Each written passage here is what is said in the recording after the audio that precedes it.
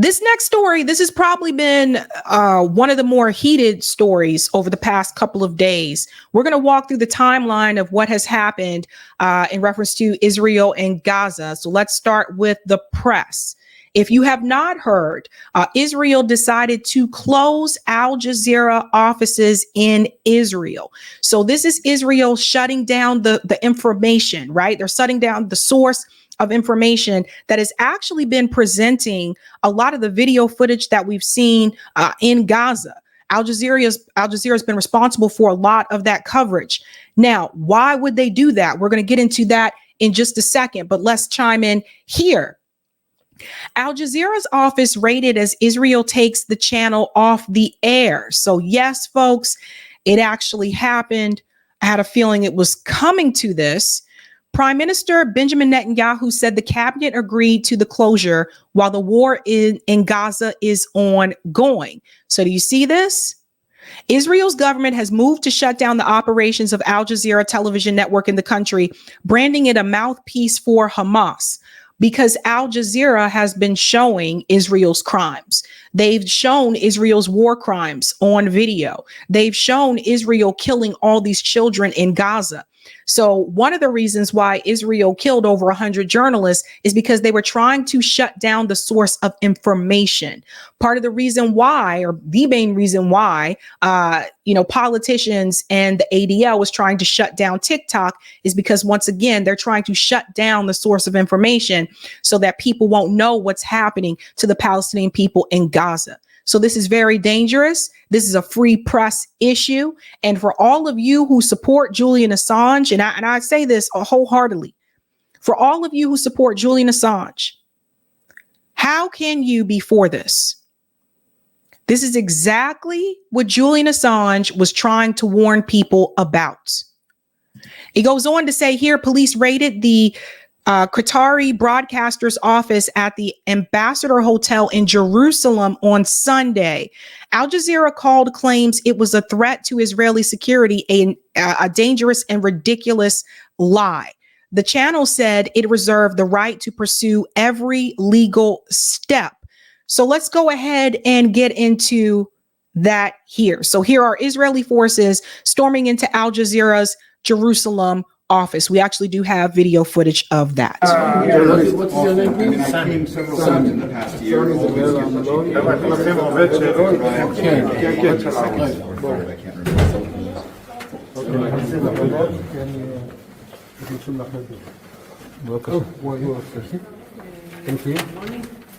Okay. כן. רגע.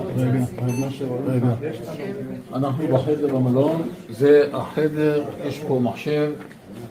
So you can see the camera equipment set up here, monitors. And I got to say, where are all the free speech advocates? Where are you guys? Where's Marjorie Taylor Greene? Where's Jim Jordan? They're out there simping for Israel. So you see, you can't say I'm pro free speech in reference to Ukraine. But when it comes to Israel, all of a sudden, no, shut it down. We're starting to see who's really pro free speech and who isn't. We're really starting to see that. יש פה מצלמה, תאורה, עזרי תאורה, יש פה שולחן, יש פה מים. זהו. Shutting down the press. יש לנו גם מערכת שמשקפת את המראה החיצונית עם ציון ומארזים חיצוניים פליקנים. Yeah, controlling the source of information there. You know, I mean, like, how low can you go here? Now, this also leads into, the State Department. How does the State Department feel about what Israel has done in reference to Al Jazeera? So I want you to hear from Matthew Miller. He was asked this question about, again, of course, Israel shutting down Al Jazeera, which, by the way, international network. I think you would have to be blind if you watch independent media or any type of foreign policy media and you're not familiar with Al Jazeera. So they're trying to shut it down. Listen to what the State Department said about that. Don't have any opening comments, so Matt? I think Nothing is going on. I think I imagine what your first question is going to be. So, Actually, go ahead. You know what? I'm going to surprise you because I don't want, before we get into the long back and forth about Rafah and the ceasefire, I want to ask you if you can just answer this simply and straight about the Israeli closure of Al Jazeera. What is your response? So we have seen the announcement from the government of Israel about closing Al Jazeera. We have made quite clear that we support media freedom all around the world, including in Israel, and that we are quite concerned about this action. So here's the hypocrisy, right? They're always either concerned or we have spoken to Netanyahu or we have made our position known. You know, these common phrases that the State Department gives in reference to this particular conflict here. But if what Matthew Miller is saying, if that's true, then why is Julian Assange still in prison? Julian Assange till this day has not been charged with the crime. Just want to make that very clear. If they care about press freedom and press all across the world, why is Julian Assange still in prison? You're quite concerned about this action? Are you asking the Israelis to do anything? So as the president said on May 3rd, journalists and media workers are an essential part of any democracy because informed dissent is critical to building stronger and more successful societies, and we will continue to support and advocate for free and independent media around the world. We think Al Jazeera ought to be able to operate in Israel as they operate in other countries in the region. So you oppose? We do. You oppose? We do. Okay. All right. So they oppose it, but they're not going to do anything about it. You see, you oppose it, but you're still giving them money. You oppose it, but you're still giving them weapons. You're still giving Israel supplies and things that they're asking for, but you oppose it. Right? You're shutting down TikTok, trying to shut down TikTok because there's a narrative on there that Israel has a problem with, that the ADL has a problem with, that AIPAC has a problem with. You can't sit up here and say that you believe in a free press. You believe in narrative control. Now, what is really interesting, after Israel shut down Al Jazeera in Jerusalem, Hamas agreed to a ceasefire. The ceasefire agreement was between Egypt and Qatar. Check this out. And good afternoon, everyone. I'm Kira Phillips. Straight to the breaking news. Hamas says it agrees to a ceasefire with Israel. However, Israel has not yet committed to the deal. Israeli Prime Minister Netanyahu spoke to President Biden earlier today as Israel has already begun dropping flyers into the southern Gaza city of Rafah, urging more than 1 million people sheltering there to get out.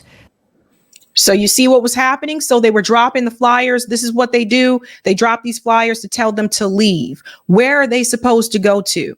Remember, Rafah is the last place that they're allowed to be. That's supposed to be a safe zone. After Rafah is Egypt. So there's a big wall there that borders Rafah and Egypt. They can't go into Egypt. So where are those people supposed to go to? And by the way, Israel has already been, once again, check Max Blumenthal Twitter account. I can't show it on here, but check his Twitter account. Israel is already killing children again. You can see the pictures, all the images all over social media, but I can't show them on here. But they're already doing that again. So this was actually Hamas taking the upper hand. They were getting out in front of a situation because ceasefire proposal from Egypt, which Egypt is aligned with the United States, and Hamas accepts the ceasefire. That puts the ball back in Israel's court, because if Israel refuses to accept the ceasefire, again, part of this deal was to get the hostages. It shows you that once again, Israel really didn't care about getting those hostages back. Because if that was your top concern, you would have accepted the ceasefire so you can get the people back. But that's not their top concern. Thousands of Palestinians now leaving the area as the IDF appears to inch closer to an invasion of that city. For more, let's bring in our foreign correspondent, Marcus Moore. He's in Tel Aviv, along with our national security analyst, Mick Mulroy. So, Marcus, what more do we know about this ceasefire deal? Well, Kira, we know that the Hamas has come out with this statement just a short time ago saying that they have accepted this agreement or this deal, but what we don't know at this point are the details, and specifically what part of the deal have they accepted? Because if you'll recall, the proposal that was on the table included a number of phases, and so at this point it's unclear specifically what they have agreed to. But Kira, this is potentially a very encouraging sign, considering that the day started out with the feeling or the thought that any of the negotiations that had been underway and that seemed promising at the end of last week, at the start of today, it seemed that they were back at square one in some sense, and that there was a long road ahead. And it is important to point out that, again, we are hearing from Hamas, a top official from Hamas, but we have not yet heard a reaction or any update from the Israelis or the Qataris, who have been playing a key role as mediators in this. And Kira, the Egyptians, we have not yet heard from them or U.S. officials. But if indeed there is an agreement, this is a hugely encouraging sign, Kira, for not only all of the families who are suffering in the midst of the fighting, but also the loved ones of those who are waiting for the hostages to be released and for them to be reunited with their families, Kira. But no, those hostages have not been reunited with their families because Israel did not agree to that ceasefire deal. Again, the ball was put back in their court, but they didn't agree to it. Now in Gaza, people started celebrating. They felt the same way that he did. And you can see people celebrating in the streets. They thought, oh, yes, this is an encouraging sign.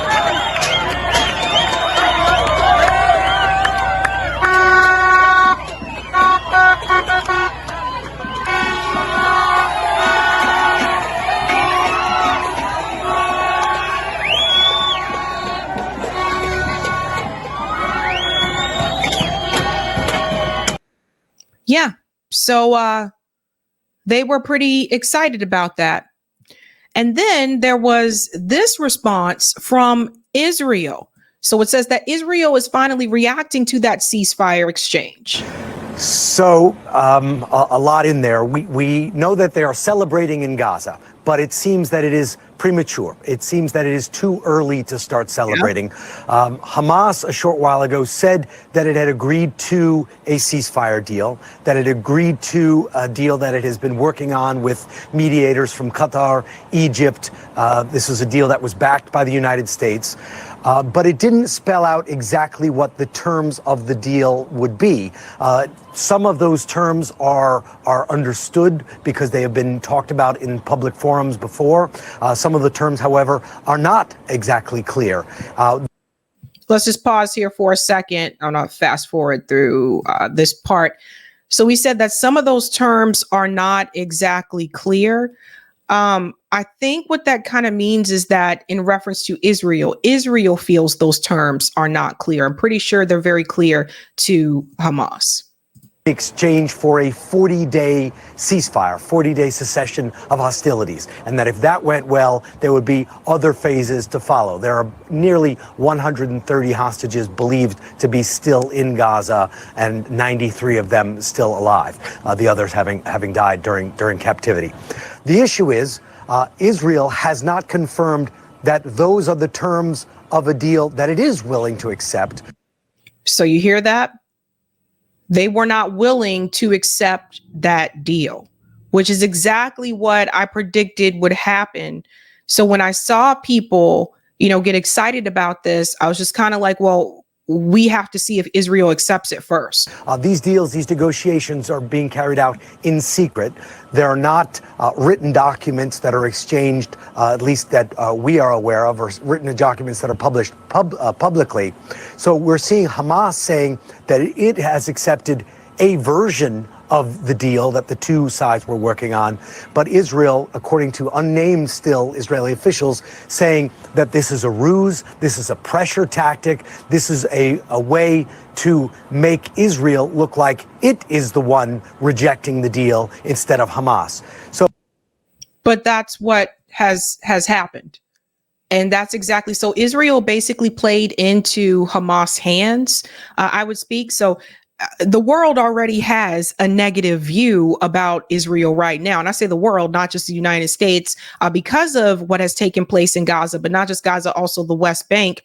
But now even people who may have been on the fence, which I don't understand how you could still be on the fence at this point, but people who may have been on the fence about this particular conflict here, now even they're starting to give a side eye to Israel, because they said, wait a minute now you said you had the right to defend yourself and you were going to go in and get those hostages back. Now they have agreed to a ceasefire deal to give you the hostages back, and you choose not to do that. In fact, not only did they not choose, they chose not to accept it, but the IDF went into Gaza. The IDF went into Gaza. It says the Israeli army took the time to destroy the I Love Gaza sign and remove all Palestinian flags across the Egyptian border. And we'll start with this clip here. We're just going to pause the music. So you can see here, they just basically rode right over the sign. Okay. So somebody explain this to me. Excuse me. How is this defending yourself? A sign is not Hamas. So how is that defending yourself? That's them destroying what's left of the land. That doesn't make any sense. So you can see here, it says the Israeli army closed and destroyed Rafah crossing. So that's that there. And then we go over here and you'll see what it looked like previously and what it looks like now. So they basically already demolishing whatever they can, right?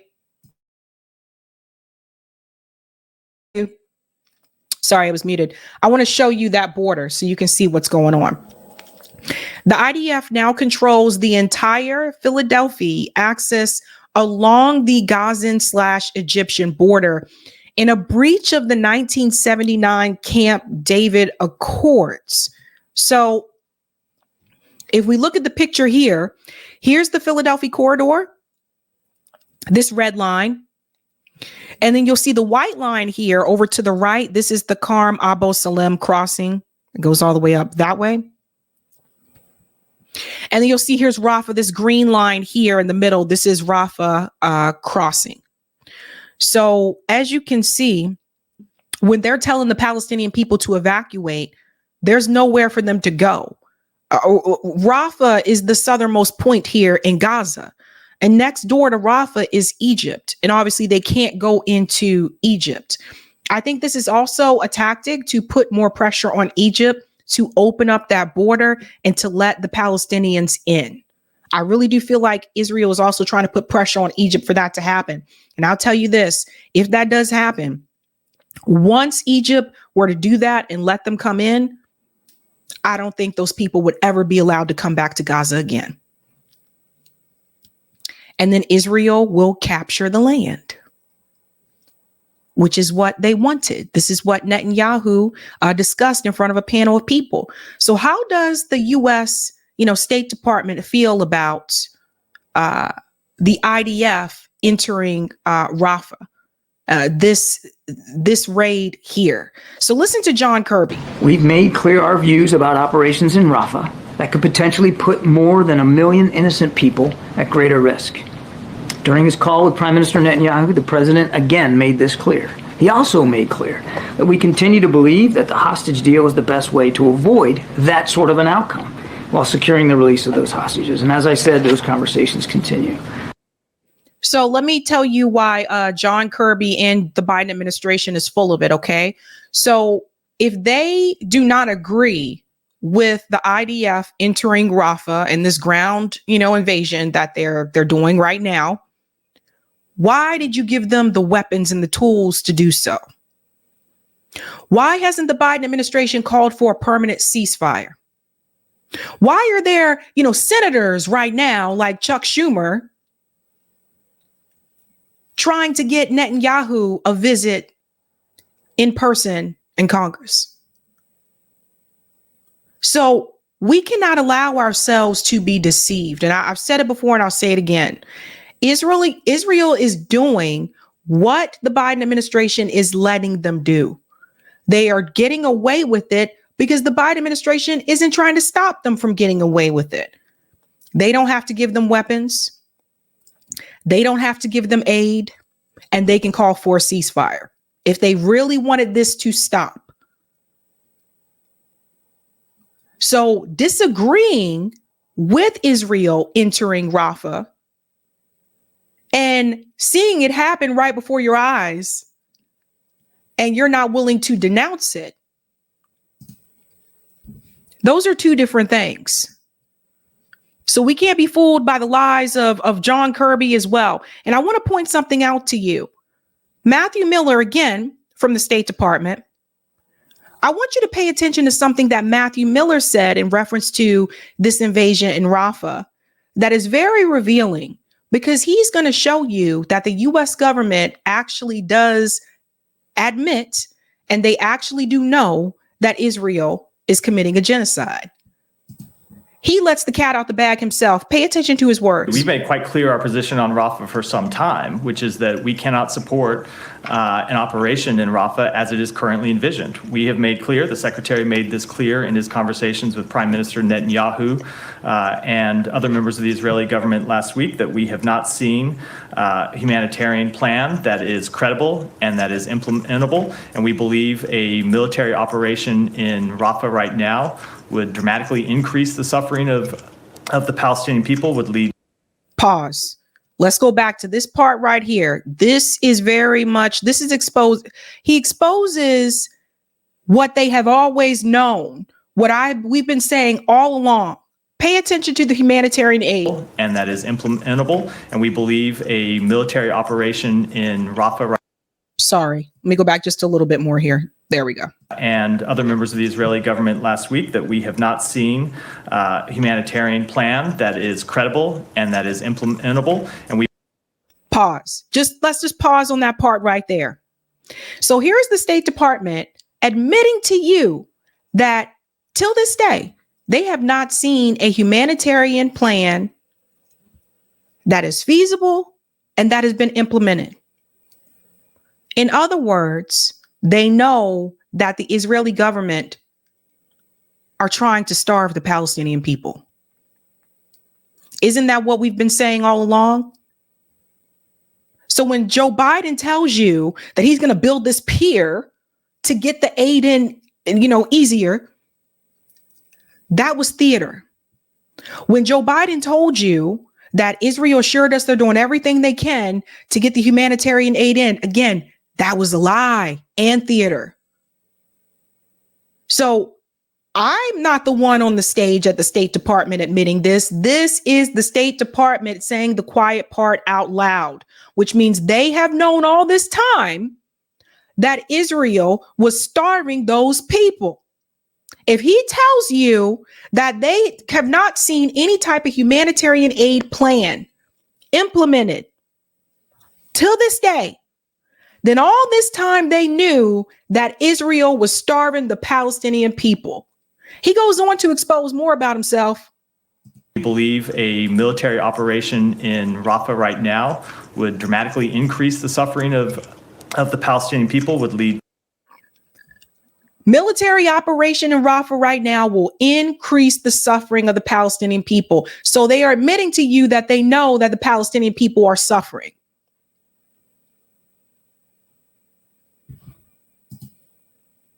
To an increase in loss of civilian life, would dramatically disrupt the delivery of humanitarian assistance, all of which is coming through, I shouldn't say all, but the great majority of which is coming through Kerem Shalom or Rafah and is being distributed inside the Rafah area. If you think about what it would do when you have people moving north to places where internal distribution lines are not currently set up, and you're going to have to try to reestablish those in the middle of conflict in Rafah, we think that'd be very difficult, if not impossible to do. So even absent this latest response, we have made clear that we do not support Israel launching a full-scale military operation in Rafah.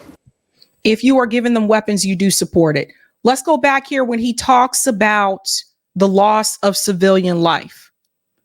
life would dramatically disrupt the delivery of humanitarian assistance, all of which is coming through, I shouldn't say all, but the great majority of which is coming through Kerem Shalom or Rafah and is being distributed inside the Rafah area. If you think about what it would do when you have people moving north to places where internal distribution lines are not currently set up, and you're going to have to try to reestablish those in the middle of conflict in Rafah, we think that'd be. So he admits to you that the areas where they're telling the Palestinians to move to in Rafah do not have humanitarian aid set up. So again, another step to starve those people. Very difficult, if not impossible to do. So even absent this latest response, we have made clear that we do not support Israel launching a full-scale military operation in Rafah. But you do support it because you were giving them the weapons to do so. If I give you, the keys to my car and I'm out of town, I said, here's the keys to my car, but don't drive the car. If I give you a large pepperoni pizza and I say, here's a large pepperoni pizza, but don't eat the pizza.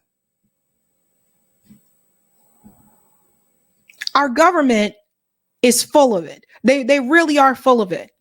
And it gets worse. Check this out. So Cynthia McKinney shared this. This letter is wild. Look at this crazy, unseemly, sycophantic, truly cowardly behavior from the supposed U.S. Congress. If you hurt Israel, we will hurt you. Signed, U.S. Republican senators threatened the ICJ in a letter to the chief prosecutor. So I don't know if you guys have seen this, but this letter is kind of making its way around. Obviously, I can't zoom in here, but I have read the letter.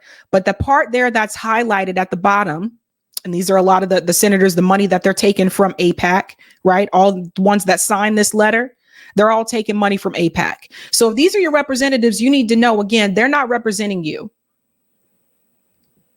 I don't care what political ideology you are. If these are your representatives, they are not representing you. They are representing Israel's interests first. You see where their money coming from, right? You see where they're getting those checks. Who's supporting them? From AIPAC? But that is exactly what it said at the bottom of the letter, which I did read that. It says, if you hurt Israel, we will hurt you. So you have senators actually threatening the international courts. I mean, what is this? Is this The Godfather Part 4? This is a mafia style. What is happening here? And they signed their names to it. So if these are your representatives, if you live in their districts, we're talking about Ted Cruz, Mitch McConnell. If these are your representatives, Marco Rubio, Tom Cotton, Ted Budd, Rick Scott, Tim Scott. Oh, look, it's the Rick Scott that everyone thought was going to be so much better. Bill Haggerty, Katie Britt, Pete Ricketts, Marsha Blackburn. If these are your representatives, your senators, you need to know they do not represent you at this point in time. They're not even willing to allow the international court to do their job. And I feel like I'm watching like an episode of Empire or some crime show where people are threatening the chief prosecutor, threatening the judge. What's next? You're going to try to slip some money under the table? So don't come to me and talk about authoritarianism. Don't come to me and talk about protecting democracy when you see that all these people are bought and paid for. Anytime they are willing to threaten the international court like that, that's not no damn democracy. That's a mafia. But the people aren't giving up. The people are not giving up. In fact, you're going to see this here in Colorado. People made their voices heard. We joined our friends at Jewish Voices for Peace Colorado to let Representative Neguse know that we demand a permanent ceasefire. So he was not expecting this. but he got an earful. And I started. I am here as your constituent, and I'm so glad you are home because I'm here with Jewish Voices for Peace, and we are here to ask you today for call for a ceasefire, permanent ceasefire in Gaza. As you know, 34,000 Palestinians have been killed by Israel with our funds. No, it's okay. It's okay. Women. It's okay. I'm happy to talk with you after the event. I'll spend some time to visit you are with breaking U.S. law by sending weapons to Israel. Talk to him later. Happy to talk to you at the conclusion. You are breaking section. It's okay. Thank you. All right. 01. The most significant infrastructure. So you see, they want to vote in such a way. They want to make these votes, but then they don't want to answer to them. We'll talk to you later. Pay attention to people in the room, right? A lot of the people in the room are older people, right? And someone calls that out. Listen to this. Legislation enacted since the days of Dwight Eisenhower. Elect those two senators, and you are wrong. The young people are not with you. Look at this room. You know what the young people are worried about is when our Democrats. Look at the room. And this is what I've been saying before. Look at the room. Most of the people, again, who are they speaking to, ladies and gentlemen? They're not speaking to, and then they wonder why they're losing young voters. They wonder why they're losing support from the young community. They wonder why they've lost a lot of our support and votes. They don't speak to us. They ain't speaking to none of us. Is this a town hall meeting with your representative? This looked like a hangout that my grandma would have gone to. What is happening? Is it bingo night? Who are they talking to? All of them are doing it. And this woman here, she's correct to stand up and say this. When she says, look at the room. Elect those two senators, and you are wrong. The young people are not with you. Look at this room. You know what the young people are worried about is when our Democrats going to stop funding the killing and starvation of children. When are Democrats going to stop funding the killing and starvation of children? When are Democrats going to stop the killing and starvation of children? And you know what's sad? Because you can look at some of the people in this room and I wonder, what were their lives like when they were younger? You know, I wonder, did any of them protest against any of these wars? Let's say the Vietnam War. Did any of them ever, fight for anything in the streets? Because sometimes when people get older, sometimes they forget. So I wonder about that. And then what happened? Did they just fall asleep? One day you just gave up and you just stopped fighting? That's okay. It's all right. I'll keep it brief. Unless anybody else is planning. I'm going to go up because you are complicit in genocide. 15,000 children dead. We are all complicit because our tax dollars are funding this genocide. We cannot allow this. Shame on all of you. Shame on the Democrats. You think you're better than everybody. You're killers.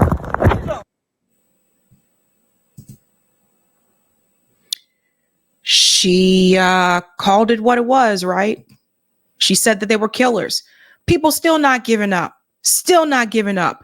New York City, let's bring it on over. We're talking about what happened outside of the Met. After circling the Met for around 2 hours, pro-Palestine protesters in New York City are now marching south on Park Avenue. I think it says here, it says protesters got within a block of the Met on several occasions before running into police barricades. Check this out. Look at all the people.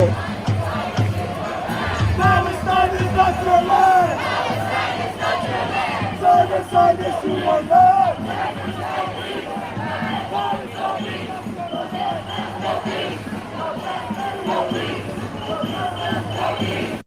Notice they're chanting no justice, no peace. So what is the difference between Biden's presidency and Trump's presidency when it comes to the protests? Weren't a lot of us just out in the streets a couple of years ago protesting during the George Floyd protests, saying no justice, no peace? Now that was under Donald Trump. That was under a Republican, who everyone's calling authoritarian and racist and sexist and all that stuff. Now you have people in the streets under Joe Biden, who they said was going to heal the soul of the country. Does the soul look healed to you, Joe? Because it doesn't look healed to me. People in the streets saying the same thing. No justice, no peace.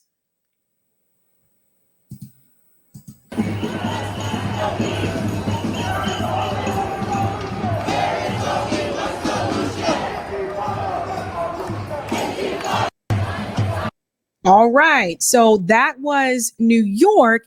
And then I thought this was pretty interesting too. Protesters did arrive outside the Met Gala. So yes, once again, that extravagant event that takes place in New York with artists and musicians, et cetera. And they put on these expensive dresses that I think are just overpriced. And it's just basically a place for you to show up and say, hey, I'm rich, I'm here.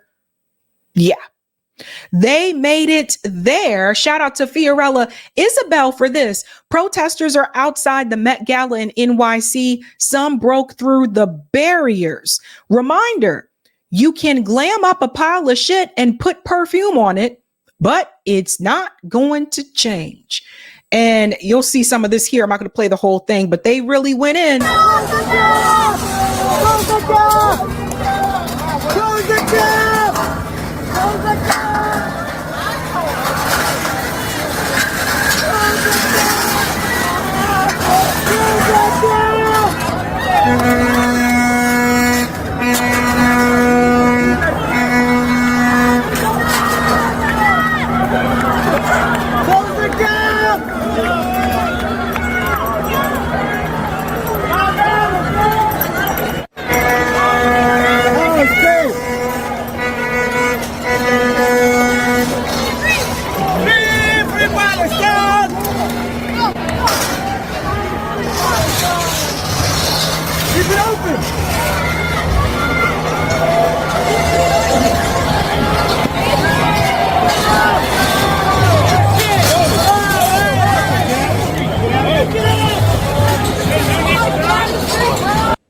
So I want to be very clear. The cops are here to protect the rich people that are inside the Met Gala. Like I said before, they protect property and they protect wealth, right? So if you're rich, the cops are going to look out for you for the most part.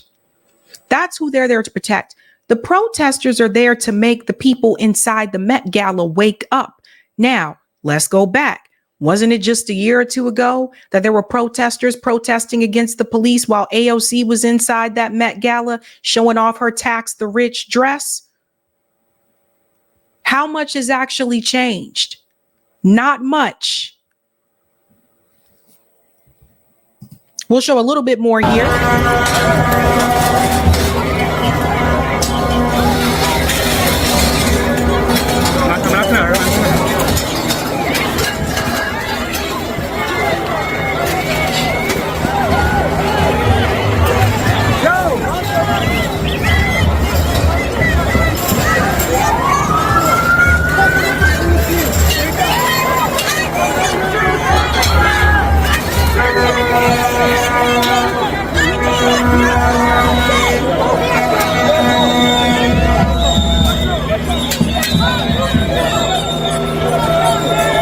And this is what they like to do, Stan, because you notice, like, you don't see too many of these cops running. When I see a cop running, I'm like, oh, wow, there's a cop running. And usually, you know, they're not running fast. A lot of them spend more time at Dunkin' Donuts. You know, they spend a lot of time sitting down eating those donuts. I used to live right across the street from a Dunkin' Donuts when I lived in Cambridge. There was a Dunkin' Donuts there, and there was a little convenience store, and the Dunkin' Donuts was kind of attached.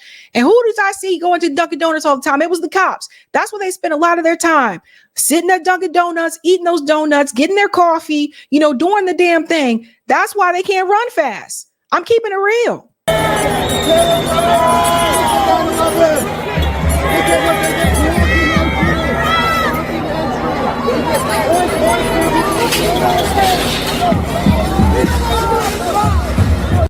So as you can see here, they start to block it off now here, but a lot of them obviously already got through, right? So yeah.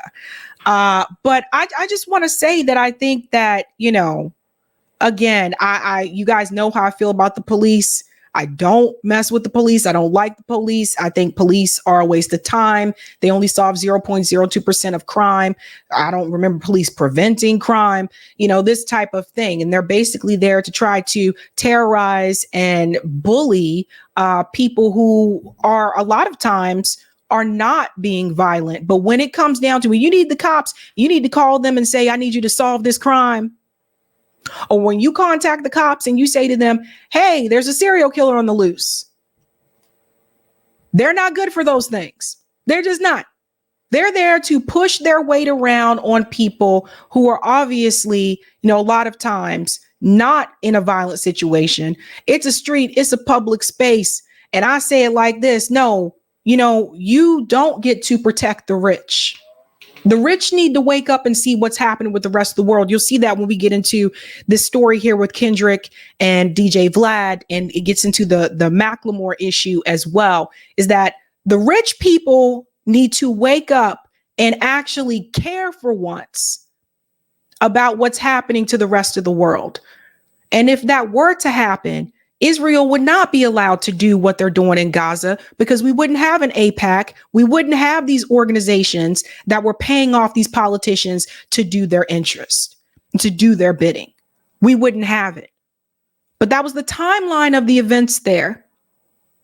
They closed Al Jazeera. Hamas accepted the ceasefire, and Israel went into Rafah and attacked anyway. And based on the information I read, I can't show the videos on here because they're very graphic. But based on what I've seen, the videos and the information I read, they're also attacking tents in Rafah. There are children that they have killed again. So this idea that Israel can do whatever they want and there's no accountability, and the fact that you have these mega donors, billionaires attached to these corporations that buy these politicians, this is why Israel has been able to do whatever they want.